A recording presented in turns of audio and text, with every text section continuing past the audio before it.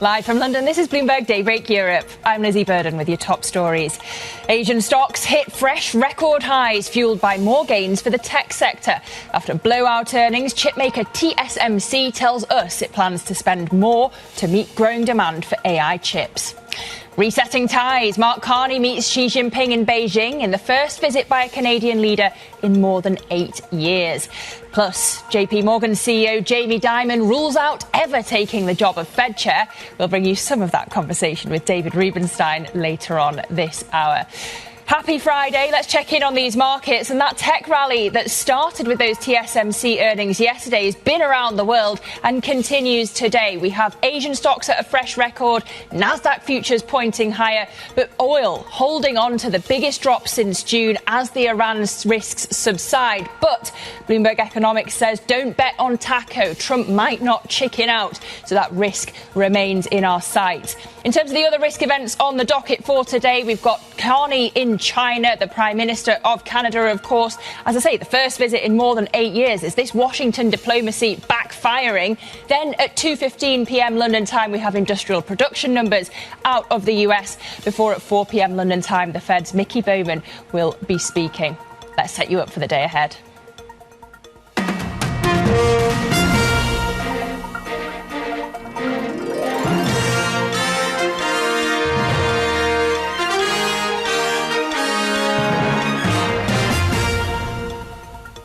We begin in Asia with stocks at fresh records and China removing servers dedicated to high-speed traders, which is weighing on metals at the end of a dramatic week. Let's go over to Winnie Xu in Hong Kong for more. Winnie, the tech rally powers on.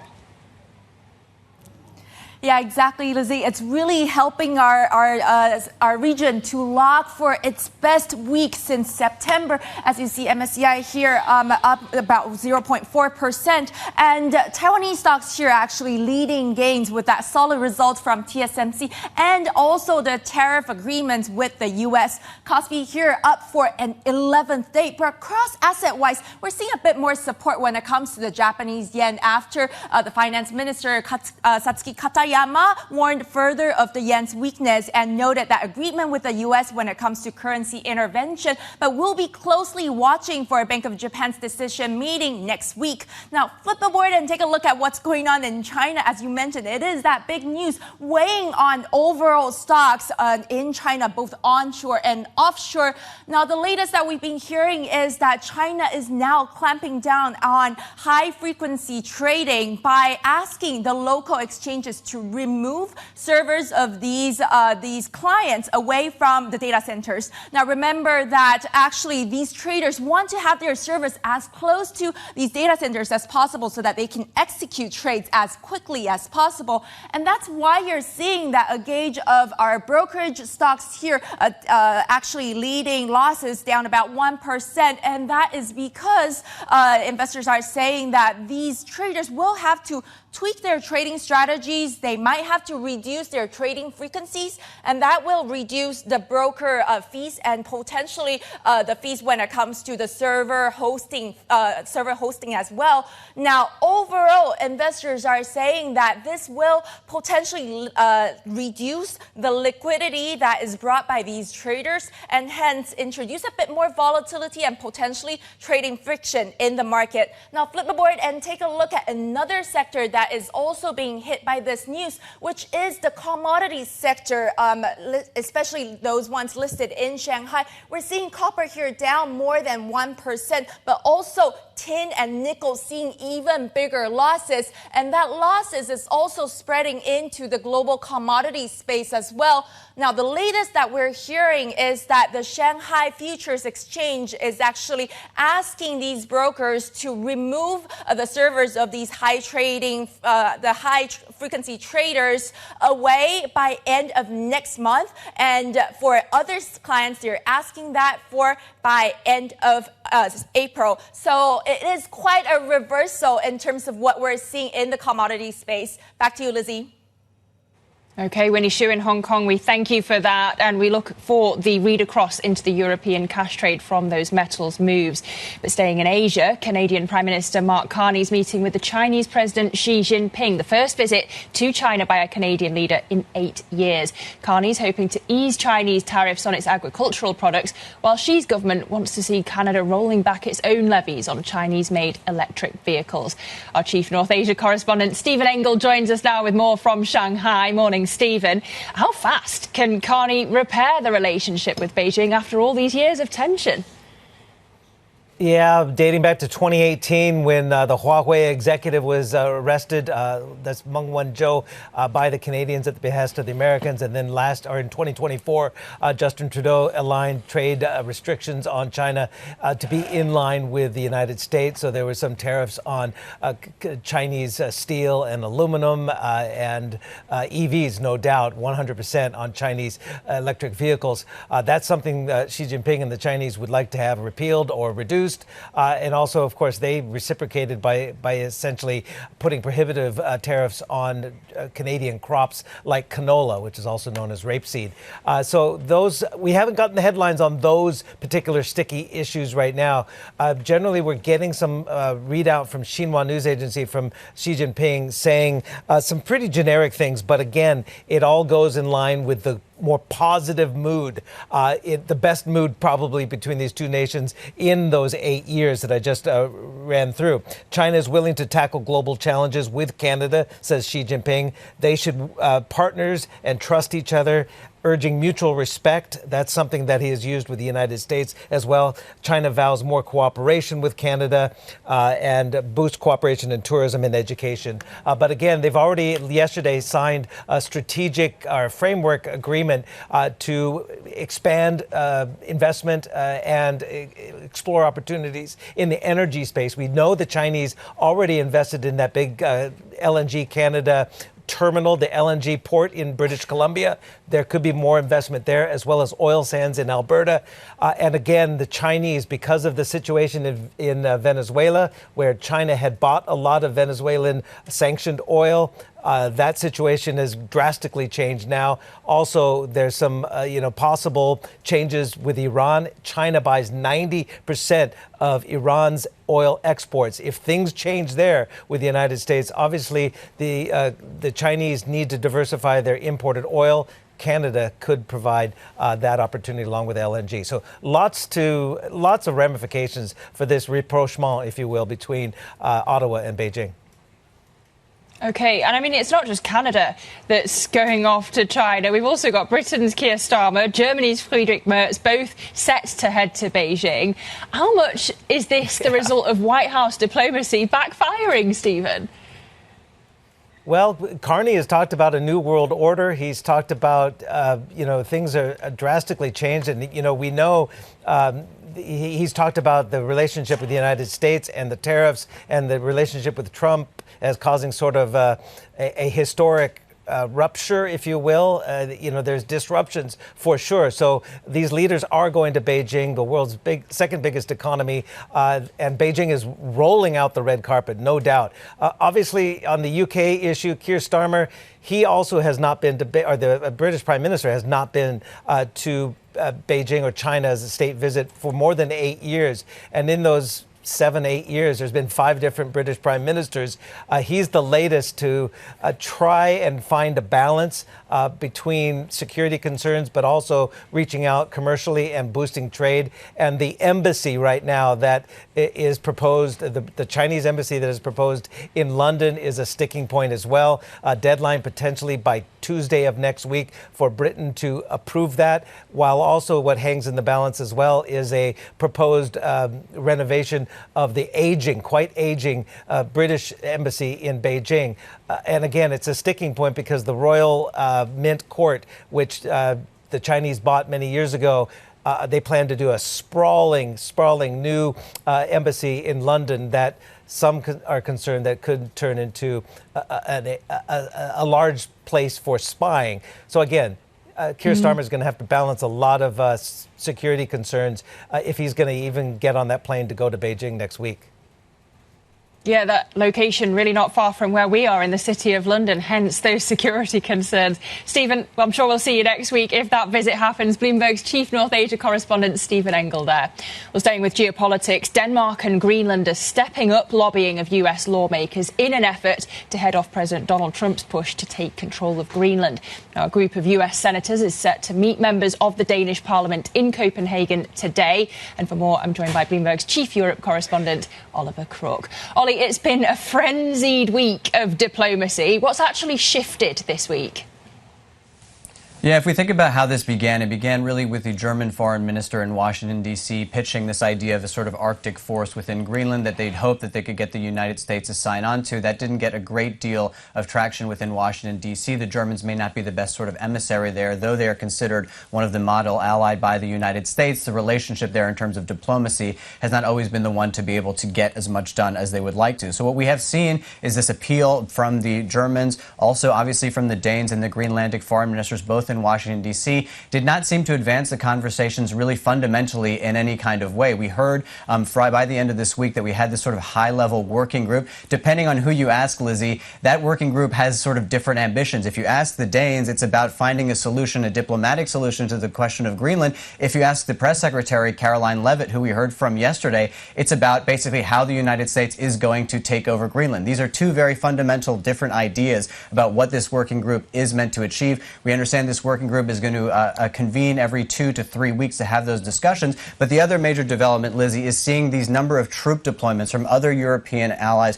going into Greenland. We should say these are really sort of symbolic numbers of troops. They're under this sort of rubric for this Arctic exercise that the Danes are conducting. For some countries, it's only 1 or 2 sort of liaison officers. But there are people from Germany, the UK, France, Finland, Netherlands, and Sweden. So those are all sort of being deployed as, again, a diplomatic signal to the United States that the Europeans all stand together. But I think that the sort of main takeaway, Lizzie, after all the bluster over the weekend, I think that if you are sitting here in Europe as a European leader, as a European policymaker, you are as worried as ever that the fundamental fabric of NATO is threatened at this moment.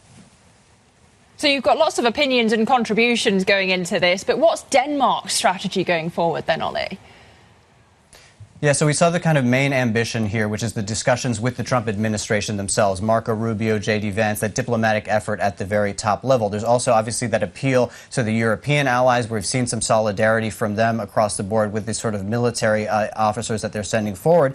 That being said, they're also making appeals directly to the United States Congress. They saw them meeting senators in the United States, the foreign ministers, while they were there. We have these sort of caucus of Friends of Denmark that will be from the U.S. Congress in Denmark today and over the weekend to have those sorts of discussions. But there's also a direct appeal to the American people as well. We had heard the Danish foreign minister. He went on American television. He went on Fox. This is not an accident at all that he went on Fox to basically make his case and to say that Denmark has been a model ally to the United States, and this is not really the way that we should go about this, that really there should be a more collective approach to the defense of Greenland. He was asked very directly whether or not he thinks the United States will invade Greenland, and he took a pause. He took a beat there, Lizzie, and he said, no, well, at least I hope not. That just sort of illustrates how seriously concerned at the very highest level the Danes are. We should say that on sort of the sort of public support in the United States for any kind of invasion of Greenland is very, very low. There's a poll that came out this week that 86% of Americans oppose military action to take Greenland. 95% of Democrats oppose it. 94% of independents oppose it. And 2/3 of Republicans, 68%, also oppose any military intervention by the United States in Greenland. OK, Bloomberg's chief Europe correspondent Oliver Crook, we thank you so much. And thinking about the market reaction here, interesting to look at the currency impact, because it's notable that the Greenland tension really has sent the Danish kroner towards levels that historically have drawn the attention of the central bank. It's been its weakest against the euro in around 6 years, you can see here. And bearing in mind the hard currency link to the euro, you could see the central bank leaning on rate adjustments or even direct FX intervention. It hasn't intervened since January 2023, but we keep an eye on that risk.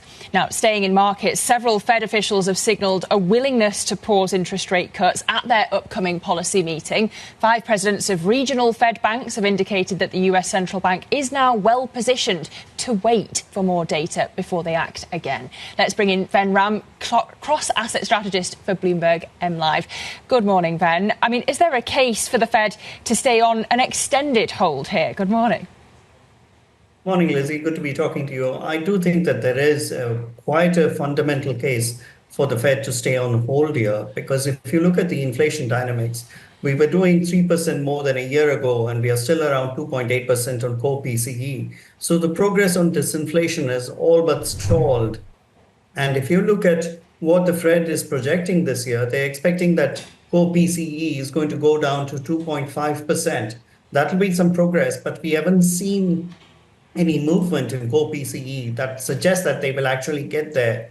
And if you run the Taylor rule rate based on the Fed's own projections of core PCE and economic growth this year, they expect the economy to grow 2.3% this year. So if you put all those numbers together, what you get is a Taylor rule rate of 375, and that is exactly where we are. So which means that the Fed should be pausing now before cutting rates further. There is no evidence that the economy is materially slowing. Yes, hiring is slowing, but the economy is doing well. And there is no fundamental case for the Fed to be cutting rates here in the absence of further progress on inflation. Ven, thank you so much. Bloomberg's Ven Ram there. Have a great weekend. Well, still to come, we'll dive deeper into the markets and how policy-driven volatility remains key with the global head of Raymond James's private capital advisory. That conversation coming up at 6:30 a.m. But first, back to the geopolitics. Iran sees its deadliest anti-government unrest since 1979, but its Islamic Revolutionary Guard remains firmly in control. We'll look at what's at stake in today's Big Take. That's next. This is Bloomberg.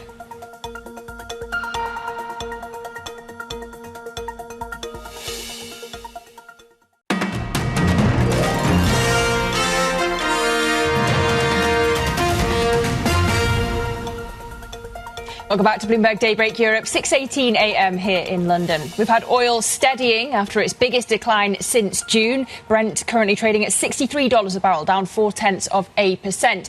And it comes as the US indicated that it would hold off on attacking Iran for now. So far, Iran's Islamic Revolutionary Guard remain firmly in control amid the deadliest anti-government protest in the country since the 1979 revolution. And even if protests come to an end, it seems the IRGC will play a pivotal role in what comes next. That's the subject of today's Big Take. And for more, I'm pleased to say we're joined by Bloomberg's breaking news editor for the Middle East, Patrick Sykes. Patrick, Fox News reports that at least one US aircraft carrier is moving to the Middle East. Bloomberg Economics says Tehran shouldn't bet on taco. Don't count on the idea that Trump always chickens out. What's the risk that actually the president's bluffing when he says he's holding off on an intervention? Yeah, I think that is still a serious risk, right? In the past sort of day or so, we have had this sense of tensions easing, of fewer protests, and then diplomatically as well, there's been a kind of cooling of the temperature. You've seen that in the reaction from oil. That being said, we had a similar scenario, a similar dynamic playing out in June, just before the US ended up striking Iran and Israel too. So for those in Tehran, I think they'll be feeling, relieved at the kind of direction that things are moving, but they won't feel that they're out of the woods yet, especially with rhetoric like that coming out of the US overnight. And that Bloomberg Economics piece was interesting in part because it put a number on it, right? It said Trump was acting on more of those threats in this current second term than he was in his first term. So quantitatively as well, I think that's cause for concern for those in Tehran. OK, and today's Big Take, as I say, really focuses on the role of the Islamic Revolutionary Guard. Just walk us through how it fits into what happens next. Isn't it supposed to be protecting the system and the supreme leader? Yeah, exactly. That's how it began, right after the revolution, as a kind of counterweight to the conventional military, to consolidate the revolution and its ideology. But since then, it's really grown into this gargantuan, not just military force, but political and financial as well. It's involved in everything from engineering to hospitals to the trade of oil. So it's kind of increasingly captured the very state that it was designed to serve. That means we think that it's going to be really key in whatever happens next. The scenarios we sketched out included things like a coup, a kind of emergence of a strongman or perhaps several strongmen, or even just slow decay from the kind of uneasy status quo of before. In all of those scenarios, because of that extent of influence that the IRGC has, because of the kind of nature of it as a rite of passage for the Islamic Republic's elite, it's going to be incredibly pivotal to whatever happens next. And it's still the main obstacle in the way of those demands of the protesters for kind of regime change. OK, crucial context. Patrick Sykes, our breaking news editor out of Istanbul. Thank you so much. Well, coming up, no chance. Jamie Dimon rules out ever taking the job of Fed chair. We'll bring you more from that conversation with the JP Morgan boss next. This is Bloomberg. Good morning.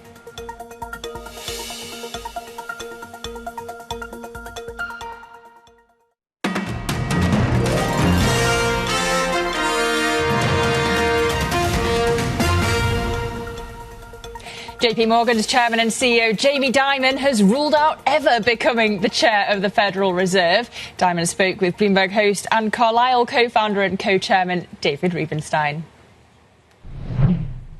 JP Morgan Chase does well. I can help our employees, I help my clients, I help my communities, I help my country, I help the world if I do a good job.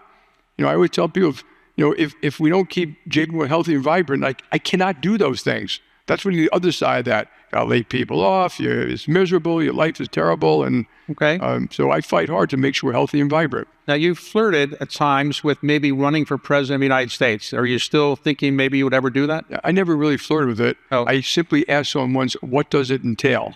Okay. And they told me. That was it. All right. And it entails a lot.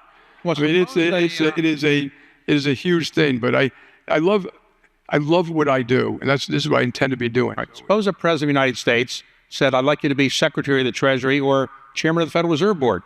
What would you say to that? Well, Chairman of the Fed, I'd put in the absolutely, positively, no chance, no way, no how for any reason.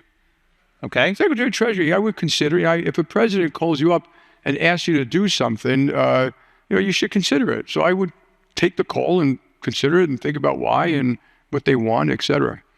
But what they want and how they want to operate, that would be important to me. I like my job. I've been my own boss for pretty much 25 years, and I like it that way. I was in Peru at the APEC meeting or something like that. And I was coming on stage like this, a televised thing. And as I was walking up, the person that questioned me, I think it was from Bloomberg, said, the president just tweeted that he likes you or something like that, but you're not going to be Secretary of Treasury. And she asked me on national TV. So I said, that's good because I like being my own boss. And you can watch more of that interview on the David Rubenstein Show. Peer-to-peer conversations up next week. Now, to some other top stories we're following this morning. President Trump and the governors of several US northeastern states are taking an unprecedented step to get tech giants to pay for surging energy prices. The administration plans to direct the country's largest grid operator to hold an emergency power auction today, giving the tech companies the chance to bid on 15-year contracts for new electricity generation. Elsewhere, President Trump has accepted Venezuelan opposition leader Corina Machado's Nobel Peace Prize medal, calling it a great honor. Machado says she handed it to Trump during their White House meeting as a recognition of his unique commitment to Venezuela's freedom. Machado's trying to get back in Trump's good books after he backed Venezuela's deputy president to take over following the raid to capture President Nicolas Maduro. And President Trump has threatened to deploy troops to Minnesota in order to stop protests over violence involving federal immigration agents. Trump posted on social media that he'd implement the Insurrection Act in the city if politicians don't stop protesters from attacking ICE agents. Well, those are some of our top stories around the world this morning. But coming up on Daybreak Europe, we'll dive into the markets with the global head of Raymond James's Private Capital Advisory. Plenty to discuss. That's next. This is Bloomberg.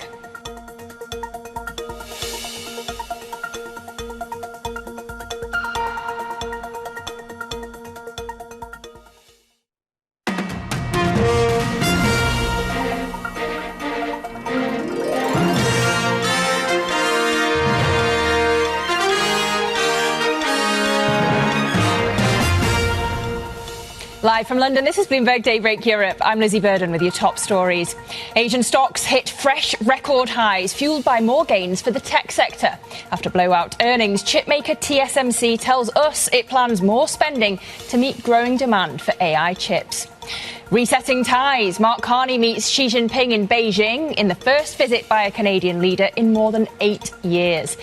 Plus, JP Morgan CEO Jamie Dimon tells us he's ruled out ever taking the job of Fed chair. A very good morning. It's 6:30 a.m. if you are just joining us. Checking in on these markets and that tech rally that started yesterday off the back of the TSMC earnings, not long from this time yesterday, has been around the world and continues today. So we've got Asian stocks at a fresh record, Nasdaq futures pointing higher by 0.4%, but oil on the back foot again, holding on to this drop, the biggest since June, as the Iran risk subsides. But has it actually subsided is the question that Bloomberg Economics is asking. Can Tehran count on Taco? Trump always chickens out. Bloomberg Economics suggests not. But for now, Brent at $63 a barrel. On the front pages this morning, the Wall Street Journal leads on the criminal investigation into Fed Chair Jerome Powell. They say that this is upending the final stretch of the contest to replace him and potentially undermining his successor's credibility. But meanwhile, if we look at the Financial Times and the Times here in the UK, they both lead on UK politics. Senior Conservative Robert Jenrick joining Nigel Farage's Reform UK just hours after being sacked from his old party. So really a dramatic defection that underscores the shifting balance of power on the British right. But you can get a round up of all the stories that you need to know to get your day going by going to today's edition of Daybreak, which, as ever, Terminal subscribers can find by going to DAYB Go on the terminal. Now, my next guest says that policy-driven volatility remains a key tail risk for markets, with energy prices, inflation expectations and corporate investment sentiment particularly exposed. Joining me now is Sunaina Haldea, Global Head of Private Capital Advisory over at Raymond James. Good to have you back. And you. Nice to see you. Good morning. I know you'd like to talk about UK politics, but I want to start it global with the geopolitical risk, because everyone's talking about this new world order. I was speaking to a guest yesterday who was saying that markets have become desensitised. They've adapted to Trump 2.0. We're nearly a year into his second term. Is that how you're seeing it? Are you thinking differently about how you factor geopolitical risk into these markets? Well, geopolitical risks continue to be that tail risk, continue to represent that downside scenario that you have to have in the back of your mind. But it isn't stopping markets, because we have entered into the era of a K-shaped economy where Wall Street, markets and those on the wealthier end of the spectrum seem to live in a different reality to others who are more impacted by what happens with inflation and what happens in the real world and on high streets in the UK or in lower income suburbs in the parts of the United States. So I think that disparity is very real in my mind. But when it comes to markets, they seem to say, listen, geopolitics can be the catalyst for volatility, but the party continues as long as fiscal policy is stimulative, which it has been, especially in the United States, and inflation and monetary policy continue to be supportive too. Well, on monetary policy, of course, a huge part of Trump 2.0 is the attack on Fed Chair Jerome Powell. Do you think that what's happening with the criminal investigations actually entrenched Powell, entrenched the path that's not perhaps as dovish as Trump would like? We've heard a lot from Fed officials this week. Do you think that the hold is actually what we can expect? I think you're right, Lizzie. I think that all of this talk about the attacks on Jerome Powell has cemented the idea of Fed independence in everyone's minds.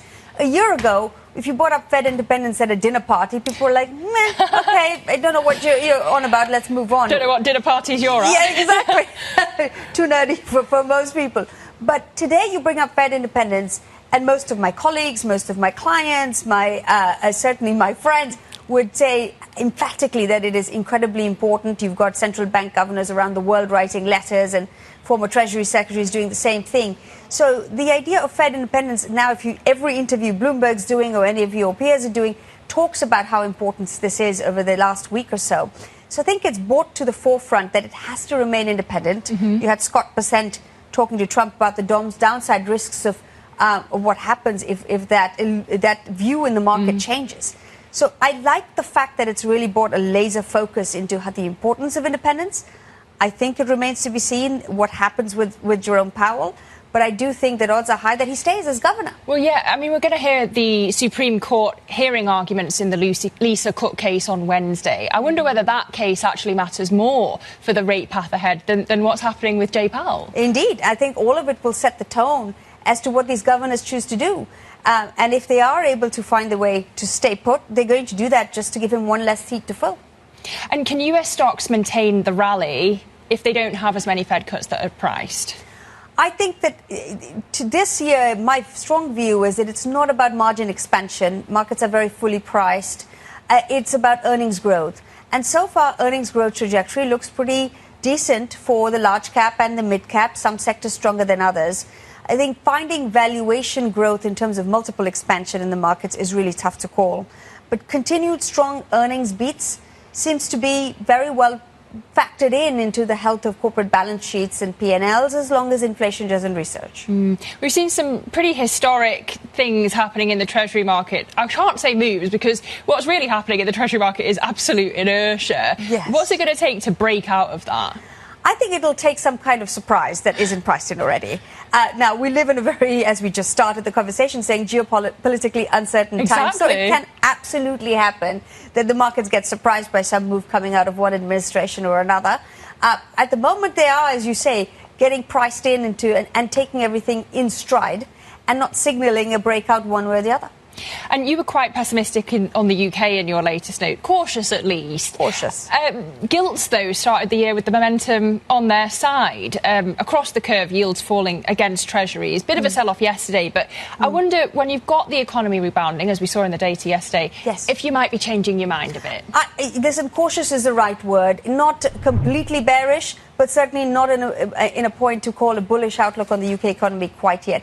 The challenges are real, and the cost factoring that businesses now have to do of certain policy changes, like the Employment Rights Bill that came in to effect, that those costs to businesses and therefore to productivity and to the economy are going to be very real in the coming quarters, years, and I'm not sure the markets are fully taking that into account as yet. I'm not sure we're done with the entirety of tax rises. If you look at what's happened in the last budget, I think many businesses and individuals will tell you that it was a budget that was tolerable. I think that was the conclusion we all had at the end of it. I'm not sure that the other shoe has dropped yet. So taking all of that into account, it's hard to go fully kind of bullish on the UK economy going forward. I'm glad the print was all right yesterday. However, I think that the downside case still remains real here. But does it raise the bar for a February cut, that print? It definitely raises the bar for a February cut. I think that it remains to be seen what happens with rate cut policy here in the UK, but certainly raises the bar. OK. Sunaina, great to see you as always. Sunaina Haldea there, Global Head of Private Capital Advisory at Raymond James. Thank you. Well, coming up, the US and Taiwan strike a deal on tariffs and agree to investments into the US technology industry. We'll get you more on that story next. This is Bloomberg.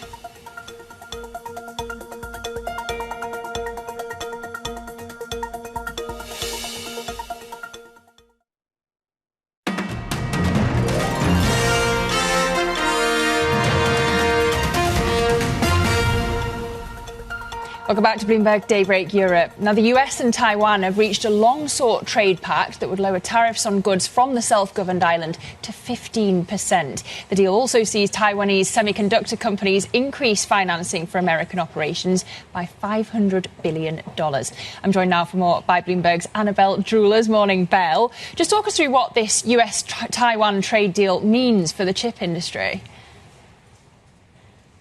Yeah, well, it's really significant, and the timing of it, of course, you can't look past it, because what we're understanding from sources is that Taipei was very much looking to try and conclude something ahead of President Trump meeting with President Xi in April of this year in China. So, yes, you mentioned that tariff being reduced, and it is being reduced down to 15% for Taiwanese goods that are being imported into the States, so down from 20% earlier, but essentially bringing it into line with what we already saw being struck for Korea and also Japan, so their peers in the region. But it is significant from Taiwan's perspective, just given the amount of investments they're going to need to be making here. So $250 billion in direct investments to expand their advanced semiconductor, energy AI operations in the US. Part of that could be as well what TSMC already pledged last year, but that's up to $165 billion at this stage. More to come, it seems, at least from their earnings. And then another $250 billion in credit guarantees for further investments in the American semiconductor supply chain. So certainly very significant, and as we said, very much sought after, at least from the perspective of Taipei. And Bal, you're on the ground in Taipei. You spoke to the TSMC Senior Vice President and CFO yesterday. What stood out to you from that interview?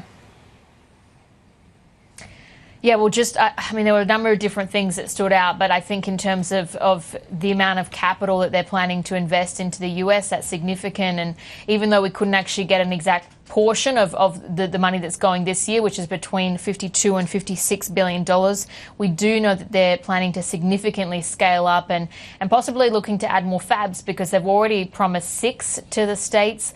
They've got 2 sites now in Arizona. That is fabs, and then two packaging or advanced packaging facilities as well, 1 R&D centre. So already significant growth there, more to come. And also what he said about which place is the priority essentially for that expansion, the States or Taiwan. But take a listen to some of the highlights from our interview. It really depends on customer demand. In the US, a lot of customer wants to go there, so we will expand over there. But for the leading edge technologies, it will be in Taiwan, because it's a heavy cooperation between the R&D people and operation people for practical reasons. And leading edge will continue to be led by Taiwan, you think, over Yes. the US market, and that no changes to that at all, even with you adding a lot more capacity in the States? Yeah, that's for practical reasons. Is it possible, though, to speed up how quickly that advanced tech can be shifted from Taiwan to the States? Yeah, we can try to do that, to shorten the gap. What does that transfer gap look like then? If right now it's several years, Taiwan is ahead, what does that actually look like in the future? We don't have a specific timeline now, but we can try to accelerate that. We think we can try to accelerate. Could it be shortened to months, do you think? It will be difficult, challenging. Okay, so it stays at least one year behind then. CapEx, it's $52 to $56 billion. For this year. Yeah, for this year. So can you tell us exactly how much of that is going to the US, given you've got such a big focus on the capacity build out there? We don't just break down those numbers, but we do tell people that in the next 3 years, the total CAPEX is going to be significantly higher than the number in the past 3 years. So that is evidence of our strong conviction in the AI megatrend. Our sources are saying, for instance, at least 4 additional fabs could be added in the US, in addition to what's already been pledged. Is that realistic? It depends on customers' demand. We are looking at very strong customer demand. Could you give us a number? We don't have the number now. Do want to ask about Intel as well. I'm wondering whether you see any potential for collaboration with the business, given they've got very strong expertise in advanced packaging technology in particular. Could that be an area for you to work on, given you're already outsourcing this to third parties with your constraints? It depends if it makes sense to the customers, and also if it makes sense to our wafer business. The advanced packaging business to us is a strategic. It enables our wafer business. So if there are more alternatives in the market which can enable our business, we can consider that. Would you weigh up investing in Intel just like some of your biggest customers have done? No discussion at all. What I'm trying to say is it can be considered. Taiwanese dollar, in our survey of different FX strategists and analysts at Bloomberg, they're actually saying it's going to end the year at 30.9. So what is the impact to you if you see that further sort of strengthening, and what sort of headwind does it represent? Foreign exchange rate between US dollar and NT does affect our profitability.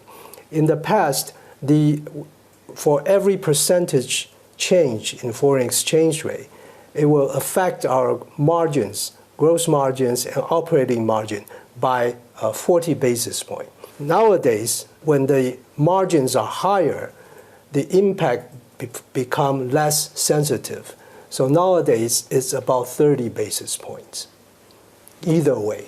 And how are you looking at hedging strategies as well? The easiest way is to sell US dollar into NT. However, the market impact should be considered. If we're not able to sell all these, then we will do the forward contract. And if we still cannot accommodate all the positions, then we will continue to do moving the US dollar to the offshore entity, which has US dollar as its functional currency. The TSMC CFO speaking to Bloomberg Tech reporter and Bloomberg Tech Asia anchor Annabelle Drewlers there. Annabelle, thank you so much for bringing us that interview. Well, staying in the corporate space, and it looks like we're going to see outsized gains for Klöckner on the Xetra DAX this morning. This on the news that the German steel producers agreed to a potential voluntary public takeover by Worthington Steel. So that stock indicated higher in Germany this morning on Tradegate. Elsewhere, a US judge has ruled Norway's Equinor can resume building its multi-billion-dollar wind project near New York, marking the second time this week that a federal court has blocked the Trump administration from enforcing a halt on offshore developments. Equinor had argued that it would likely have to cancel the project, which is 60% complete already, and intended to supply more than 500,000 New York homes by 2027. Elsewhere, a judge has refused to fast-track a Paramount Skydance lawsuit accusing Warner Brothers of misleading investors about a rival buyout bid from Netflix. Paramount filed the suit this week, trying to force out more details about the $83 billion Netflix proposal. Paramount has targeted Warner since October with multiple offers, including the current all-cash bid of $30 per share. And in some earnings news from Wall Street, we've had plenty of it this week, Morgan Stanley shares closed higher after its debt bankers increased fourth quarter revenue by 93%. That was the largest jump on Wall Street and capped a record year for the business. Morgan Stanley reported record annual net income, with total investment banking fees jumping to $2.4 billion. The bank's CEO and chairman Ted Pick spoke about the 2026 outlook. We are well served to watch for any overreaching against ongoing global uncertainties and higher asset prices. 2025 results, and in fact the results for every quarter over the last 8, are a blueprint for Morgan Stanley's success. We expect this mix of tailwinds and headwinds to prevail in 2026 and are prepared to continue to execute. Meanwhile, Goldman Sachs blew through expectations for fourth quarter equities trading revenue. They posted an all-time Wall Street record of $4.31 billion. Sales at its global banking and markets division hit a full-year high, and the firm raised its dividend to $4.50 per share. We're going to dive into bank earnings next. Plenty when it comes to European bank earnings. We've had a busy week on Wall Street earnings this week. But just checking in on these markets as we head towards the European cash open. And we have got Euro Stoxx 50 futures pointing lower. But we've seen a record in the Asian session. Really, the tech rally that started with the TSMC earnings yesterday. We just heard from their leadership with Annabelle Drewlers there. That spread around the world. You saw it in Europe. You saw it in Asia, you saw it in the US, and Nasdaq futures pointing even higher this morning, up 0.4%, as you can see right now. But take a look at your commodities space. Brent down at $63 a barrel, so holding on to this biggest drop since June, down 0.25% at the moment. And this comes down to the geopolitics, of course. The Iran risk appearing to have subsided, but do take a look on the terminal at this latest piece from Bloomberg Economics. They say Tehran cannot rely on TACO. Trump always chickens out. They say more often than not at the moment he does follow through on his threats. They've put numbers to all of this, basically to say Tehran cannot rule out a US intervention. So that risk still lingering. Brent, though, at $63 a barrel. We've got plenty more coming up. As I say, we'll turn to European bank earnings next. So stay with us. This is Bloomberg. Good morning.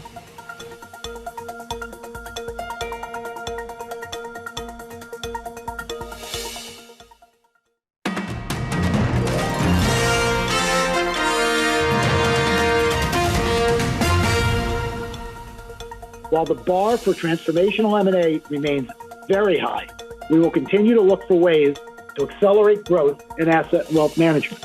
In addition, we have $32 billion of remaining buyback capacity under our current share repurchase authorization. And while we are mindful of our current stock price, we will remain dynamic in executing repurchases. Goldman Sachs CEO David Solomon speaking there. We are over the hump of the Wall Street bank earnings now. They haven't met with that much enthusiasm so far, as you can see on the screen. But next week, attention turns to European bank earnings. A raft of banks here in Europe will be reporting. If you flip the board over, you can see who's on the docket. We kick off with Deutsche Bank. And you can also see, if we flip over again, how European banks really have been outperforming the Stoxx 600. So flip over and we can take a look at that gap so far. It really opened up in April, and you all remember what happened then. Of course, it was Trump's Liberation Day tariffs. This compares actually the price-to-book ratio of European firms in the white and the KBW Bank Index over in the US in the blue. But again, that divergence opening out in April. And if you flip over, you can see that in April is precisely when you started to see this gap between European banks and the broader Stoxx 600. To find all these charts and all the others that we use right here on Bloomberg TV, do look on the terminal and type in CHRT TV Go, a fantastic bank of all this data. Let's set you up for the day ahead. We've got risk events on the docket, including Mark Carney, the Canadian Prime Minister in China, the first Canadian leader to visit in more than 8 years. Then at 2:15 p.m. London time, we have US industrial production numbers, followed at 4 p.m. London time by Mickey Bowman of the Federal Reserve speaking on monetary policy. So plenty before the weekend. They'll be discussing all of it on the opening trade next. Anna, Guy and Tom will take you all the way to the European cash open. But that does it for Daybreak Europe. Have a great weekend. This is Bloomberg. Good morning.